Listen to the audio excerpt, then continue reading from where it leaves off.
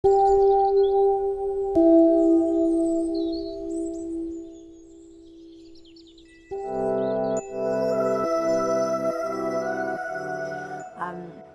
my favorite brand identity is for Barça, so FC Barcelona. It's also my favorite football club, so it helps.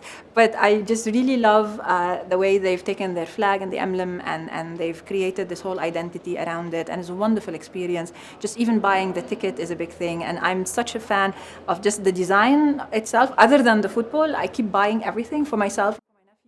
It's just like a really nice part of the football team. You take it home with you, and then you wear the t-shirts or you put the scarf, and it just feels like you're still with Barca. And it's that intimate relationship that you start to have that connection, and that's a successful branding, because you feel like you're still connected with the brand and you just want to take it home.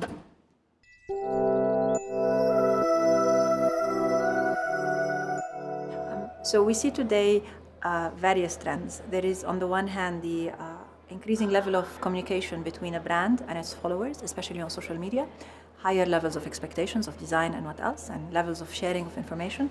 And on the other hand, we see a lot of worry with regards to fake news, with regards to phishing, with regards to security online and all of that. And so you want to be open, but at the same time, there is this increasing level of muddiness of what is true and what is not.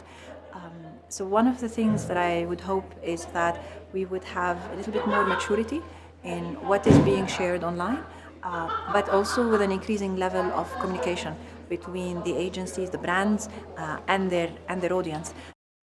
And so that we can drive that communication, that flow of information in a way that clarifies what we see and what a brand stands for, and hopefully people will have learned the mistakes of what we are going through today, of trusting too much everything which is written online, so have a little bit more scrutiny. But this is where the importance of the communication with a brand is also important.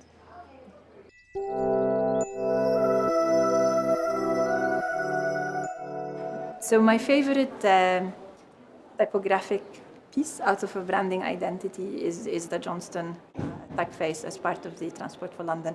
Of course, I am biased because we've worked on this, but I've loved this identity from before, whether it is when you see Mind the Gap, when you see the station names, when you see the maps and all of it.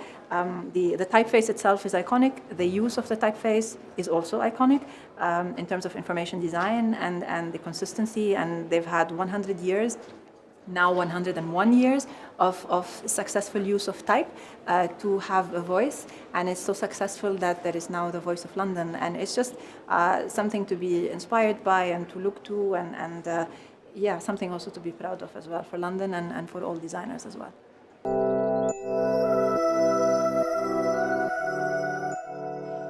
So I've been very lucky that I've had amazing teachers and amazing colleagues to work with that I've learned from a lot.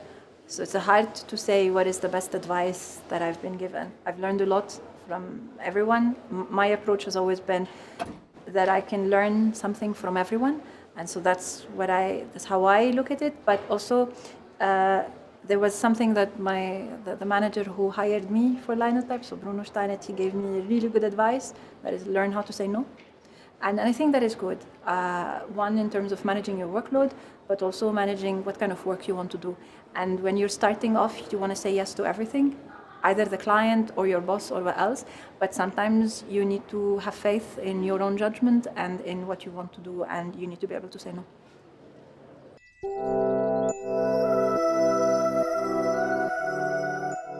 The biggest branding mistake that I've seen is to follow the trend and expect yourself to be unique. We've seen a lot of clients wanting to be like, we want this exclusive thing for ourselves and we are unique, and then they want the same things that everybody else wants. And this is not uniqueness. What we need to do is be aware of the trends, be aware of the fashion and the language and what is the contemporary aesthetic, but at the same time, we need to be able to have a unique voice for every brand. And with that, we need to focus on who they are, who they want to be, and not just what is fashionable today. So there is a bit more self-introspection rather than simply just blindly following the fashion.